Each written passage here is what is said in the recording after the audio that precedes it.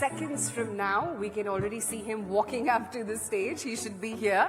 And would be great to see what his whole vision is and the kind of dedication that he's been so instrumental in when it comes to shaping India's communication landscape, especially, and driving the development of the northeastern region. Yes, and this is an evolving beast when you talk about the northeastern region or when you talk about the communications landscape, which has kind of changed a lot in recent times, and more changes are expected. Now, in which direction are we expecting these decisions to go? That's something we're going to get Mr. Scindia to speak on. It's great to have him with us, Mr. Jyotiraditya Scindia, in conversation with Navika Kumar. If we can have you straight on stage, sir.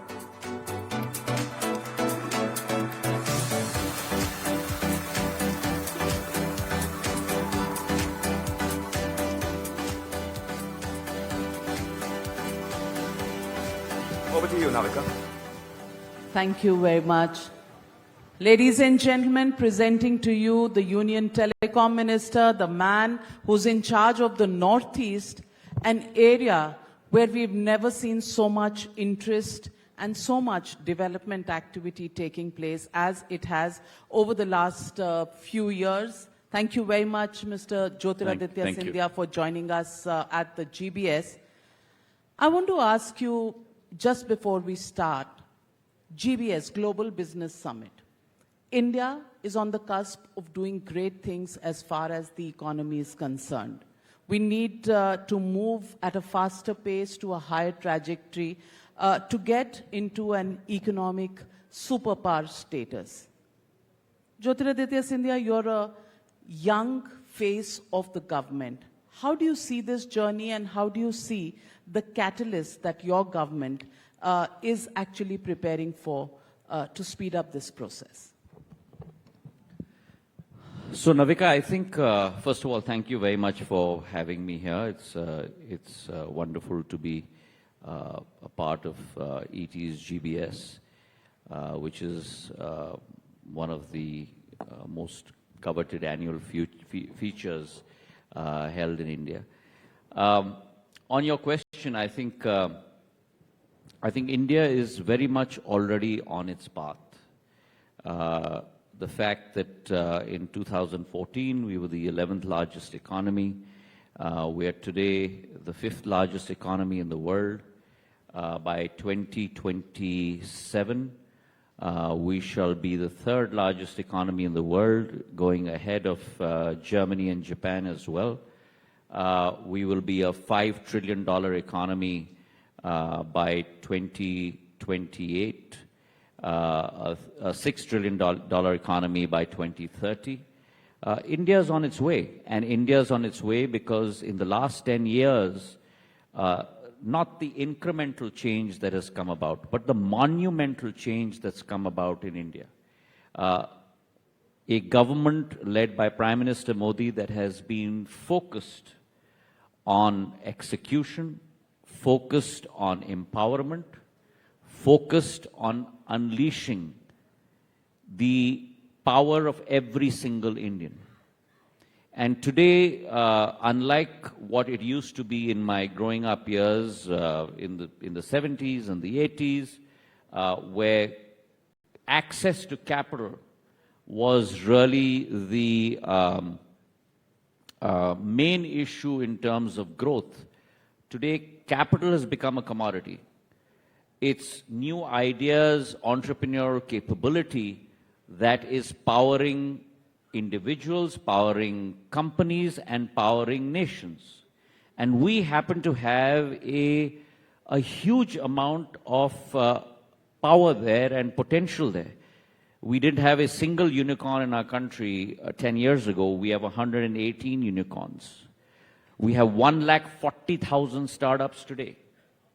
And so much so that you have a government today, as was evinced in this budget, which is targeted close to about 10,000 crores for setting up an FFF, a fund of funds, for the startup ecosystem. And mind you, that money can be leveraged 8x, 10x. So you're actually talking about a corpus of close to 100,000 crores for startups in India. So India is on her way because of the leadership of Prime Minister Modi. You need to create that landscape which has been done in India. the fact that over 10 years, you had 74 airports. Today, you have close to 160 airports.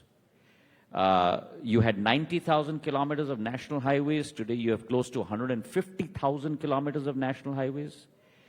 The monumental change that this country has seen. Today, the execution capability in India is way beyond any advanced economy in the world.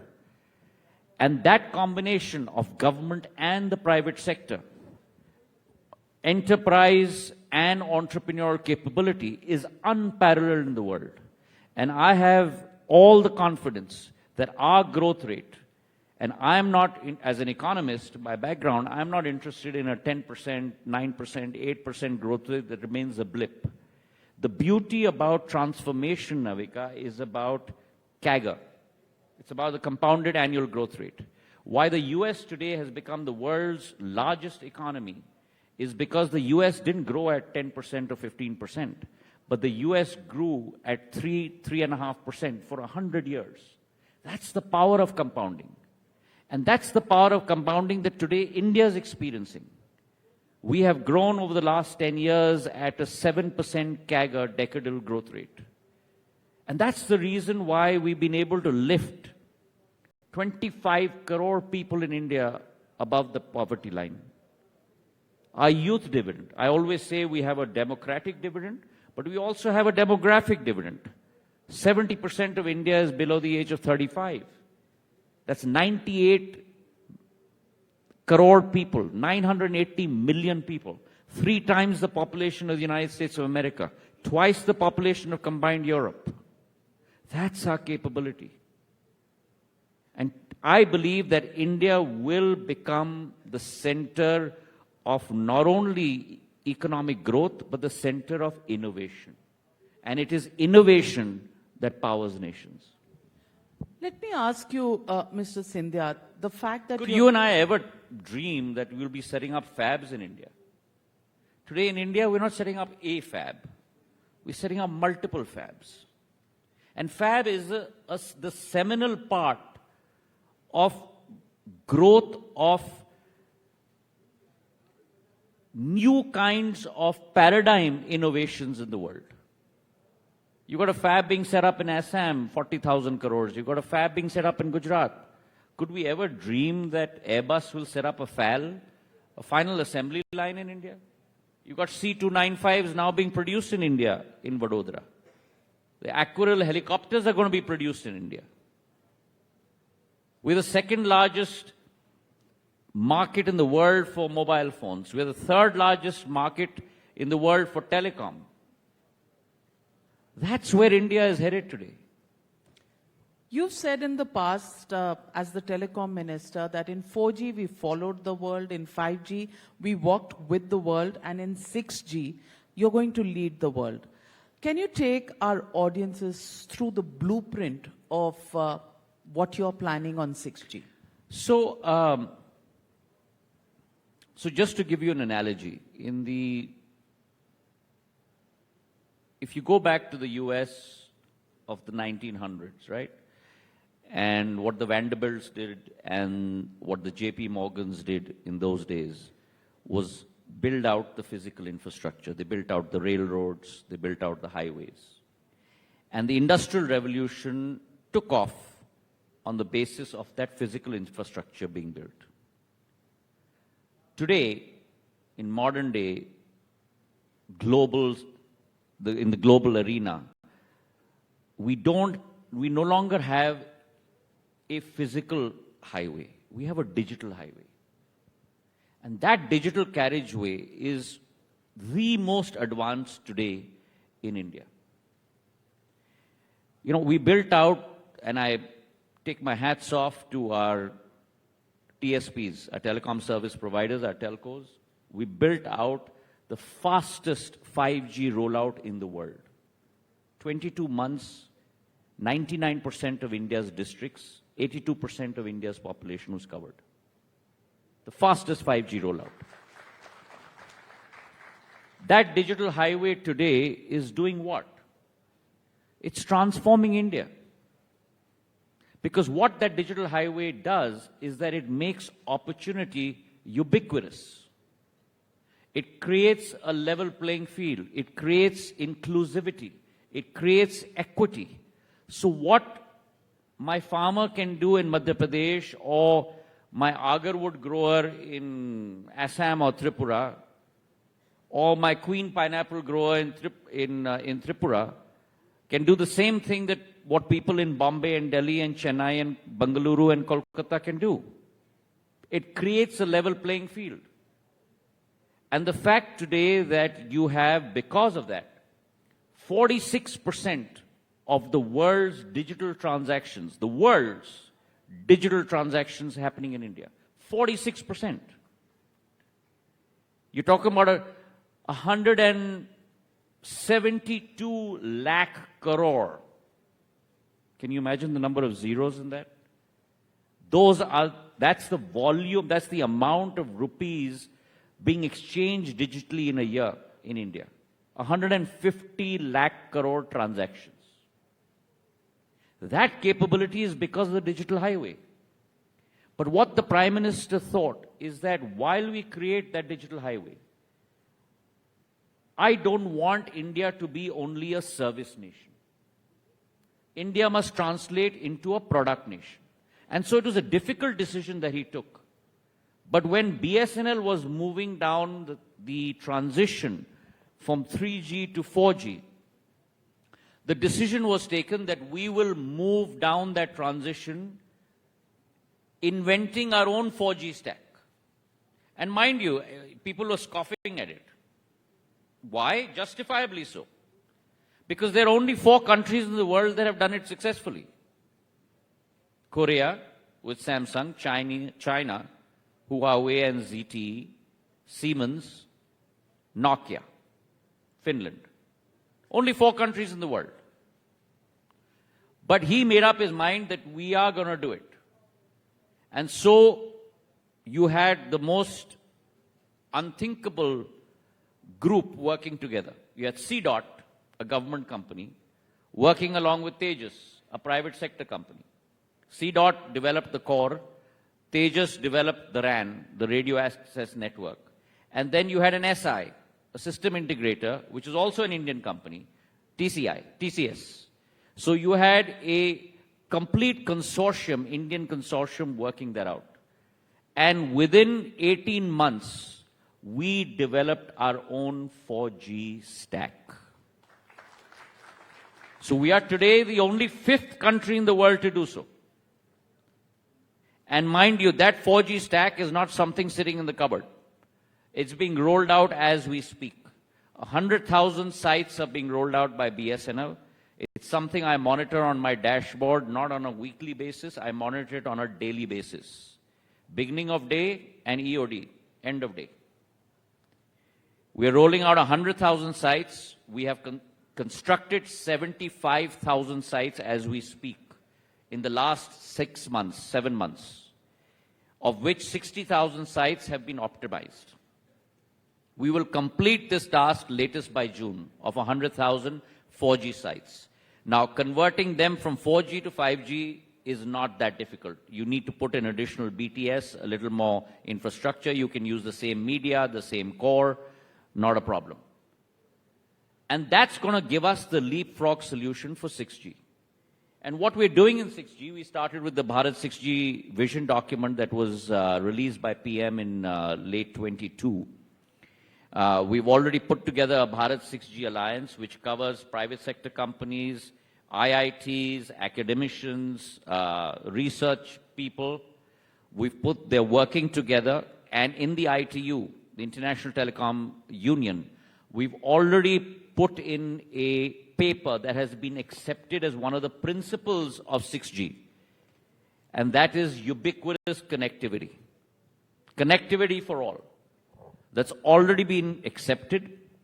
We have a target of contributing 10% of the patents to 6G, of which, let me tell you, Navika, we are among the top 6 nations today in terms of contributing patents to 6G, as we sit today. We've put together the 6G testbed already. We've sanctioned close to 111 research projects costing about 300 crores. And we are well on our way in terms of putting in place a whole network of MOUs to work with 6G. Bharat 6G Alliance has tied up with America, Germany, Brazil, South Korea. The 6G Alliance is there to work together in tandem with them. And therefore, I'm extremely confident, the statement that I made, that we followed the world on 4G, we walked with the world in 5G, we will lead the world in 6G. Mr. Scindia, the Prime Minister just met US President Trump. And one important project that's mentioned in the joint statement mentions India intends to invest in the maintenance, repair and financing of undersea cables in the Indian Ocean using trusted vendors.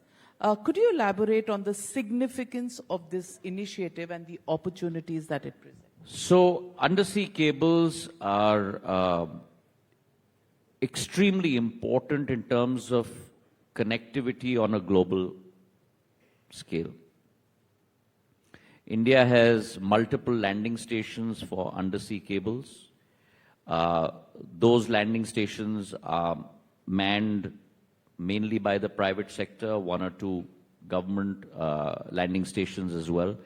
But the biggest problem with undersea cables, as you will very well understand, Navika, and it's not analogous to India alone, but across the world, is really the maintenance of those undersea cables because they snap all the time. Simple examples where draft levels are low, you don't have deep drafts, fishing nets that cut into cables, marine life that cuts into cables, and therefore repairing those undersea cables is not an easy task. It takes a lot of capex in terms of equipment, setting that up, and therefore maintenance of those undersea cables is also extremely important, and this is a step in that direction. But we did this in the past. I remember from our times when I covered Telecom, Vajpayee era, we had similar undersea cables with Singtel and from India to Singapore. How are those cables doing? And has that experience, taught us how to effectively manage this technology? So it's not it's not rocket science in terms of undersea cables. What's happened over time is following Moore's law in terms of the number of chips that will reduce, that will increase the capacity of the resistor. Similarly, for undersea cables, the amount of information through that OFC that you can push through. So the same cable width can transmit exponentially greater amount of data bits into the system. And therefore, the large volume of data that comes in. And the key issue is separating domestic traffic from ILD traffic. So that's part one. Part two is that the undersea cables have become many more in number because connectivity to Africa is separately, connectivity to the Middle East is separate, connectivity to Singapore is separate, connectivity to the rest of ASEAN is separate, and then off to to Europe and to the Americas.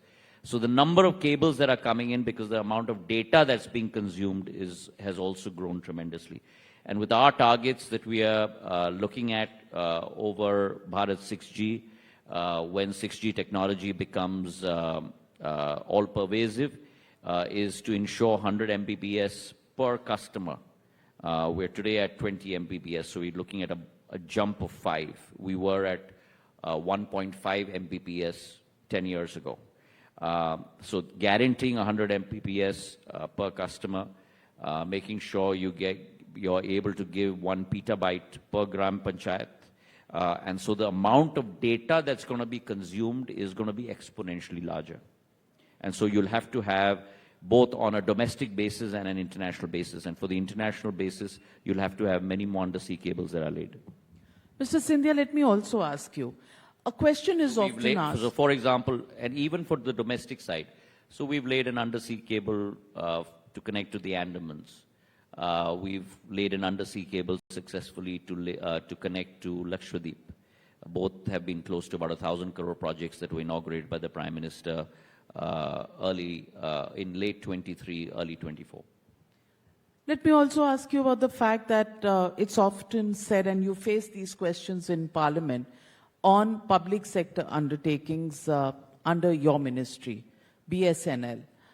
Many infusions of capital later, what is the status, and how would you justify government being in the core point of running the telecom sector through this PSU?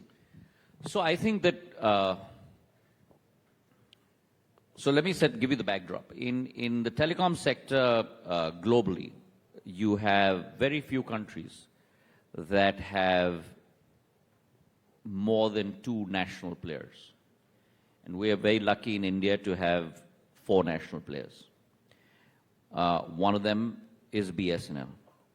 It's extremely important, I believe, from the social perspective as well, until you're able to connect every single village across this country with OFC and broadband and all of that, to have that capability in a government provider. The government has infused close to about 3.04 lakh crores into BSNL. A lot of that had to do with legacy issues as well. For example, we had a VRS that was in place for almost about 50,000 crores. That also includes, the figure I gave you includes the spectrum that was given to BSNL, which is an accounting entry, because the capital infusion that comes in also goes out back to the CFI in terms of payment for that spectrum, which is almost 75,000 crores out of that 3 lakh crores. And then also part of BharatNet, which is our OFC venture, is part of that. But having said that, I am extremely glad to report to you and through you to all our esteemed members sitting here today and the millions that are watching on your channel, that for the first time in 17 years, and 17 years is a long time in economics, for the first time in 17 years after 2007, BSNL has made a net profit for the quarter of October to December. BSNL has not made a net profit for the last 17 years on any quarter. This quarter, December 31st, we closed at 262 crores, to be exact, net profit, number one. Number two, we've kept our expenses in check. Number three, we've made an operating profit since this capital infusion came in. From 2021, we made an operating profit. So for those of you who understand accounting, on an EBITDA basis, we've made an operating profit from 2021 onwards. 23-24, last year, we made an operating profit of 2,100 crores. This 9 months, so I'm taking 9 months, so if you do pro rata of that, 9 months, April to December, we made an operating profit of 2,400 crores. So in 9 months, we've made 10% more than for the full year of last year. And finally, our loss last year was close to 5,500 crores.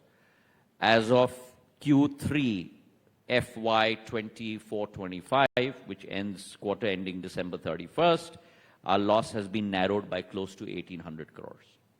How did you crack the whip? So we are turning it around. How did you crack the whip? I cracked no whip. Credit for this goes A, to the leadership of Prime Minister Modi, B, to every employee of my BSNL, who have worked tirelessly to ensure that we turn around the ship and make sure its value accretive to Bharat. I think it's really pleasant news going out there that Bharat Sanchar Nigam Limited has turned the corner and has become profitable. And kudos to you and your government for doing so. Another passionate point with you is the development of the Northeast. How do you see Northeast as playing a crucial role in the road to Bharat, Viksit Bharat in 2047? So just to give you a flavor of the Northeast, we have 4.5 crore population in 8 states in the Northeast. The most diverse, the most rich from an agrarian point of view, from a natural resource, including petroleum point of view, from a geographical point of view, and from a strategic locational point of view. On an economic backdrop, you've got 8 states that are growing for the last 5 to 7 years between 10 to 12% CAGR. So while the rest of India is growing at 6.5, 7%, the Northeast states are growing between 10 to 12%. That talks and speaks to you about the economic opportunity that lies in the Northeast. The Northeast was always seen as an appendage of India. It is always seen as the last vantage point of India. The Prime Minister has turned that paradigm and made the Northeast the first point of India, made the Northeast the most strategic initiative going forward for India. And therefore, our access into ASEAN, our access into the East is through the Northeast. And the capability for us to turn that into an international trading region is tremendous. And I'm working with all the 8 chief ministers as a partner, as a service provider, which is what my role is in donor, to make sure that for each particular state, we'll work on a comparative and competitive advantage basis. Michael Porter's theory of 5 forces, applying that to each state in the Northeast with every chief minister and his and her team to make sure we understand what the core advantages of each state is and work on that. So just to give you an example, if you look at horticulture, floriculture, right? I didn't realize till I became Civil Aviation Minister that when I instituted Krishi Udan, which was really a subsidized logistical program to carry agrarian products in the belly of an aircraft, which have very low survival periods to make sure that you're able to transport them to other markets. My queen pineapples from Tripura were going where? They weren't going to Bombay. They weren't going to Bengaluru. Largest market is Germany. My king chilies from Nagaland, largest market, Dubai. Today, India imports its orchids from Thailand and God knows where all, right? Out of the 1,500 species of orchids in the world, 650 are grown in one state, Arunachal Pradesh alone. The capability of tourism is tremendous. What you and I use in our colognes, something called oud. That oud comes from agar wood. And that agar wood, apart from Indonesia, the biggest treasure house is Assam and Tripura. And I was not aware till I became donor minister that 1 ounce of agar wood is priced greater than silver and gold. For those 2 states alone, you're looking at an income stream greater than 15,000 crores per annum. Those are the potentials of that region. We have 2,000 kilometers of a border that we share with 6 countries in that region. And look at the trade capabilities that we can have there. We're already selling power to Bhutan, to Nepal, and all of that. But the immense amount of trade and commerce capabilities that we can do if we start having trading relationships across our borders. That can be our gateway to the global south. And the global south, which economically is going to rule the world in the days to come. And that's our vision, that's the Prime Minister's vision for the Northeast. Before I let you go, I want to ask you, are you sure you export those chilies only to Dubai? Because I think... Not only to Dubai, but that's one of the largest markets. The second largest market is Navika's home. I thought it was the opposition's, party headquarters, because the opposition probably gets all those chilies and can find nothing right in what you do. They say you work I only think for one. I'm going to hold off on that. I think the people of India have passed their judgment on the opposition, not once, not twice, not thrice, but continually. And you've seen that happen in the recent Delhi election as well. So you're saying saffron is the way to go to counter green chilies. Bharat is the way to go. And the Bharatiya Janata Party is powering Bharat under the leadership of Prime Minister Modi. Well, since it's a business summit, I won't, doorstep you with too much of politics. But as always, it's a pleasure talking to you, and especially the way forward that you show us holds a lot of promise. We're looking forward to Bharat marching forward and being an economic superpower sooner than later. Thank you very much, Navika. Thank you. Ladies and gentlemen, big round of applause for Mr. Jyotiraditya Scindia. Well, spicy and full of fire. Spicy and full of fun. Yes, absolutely. As ever. Mr. Scindia, Navika Kumar, thank you very much for that very enlightening discussion. Thank you.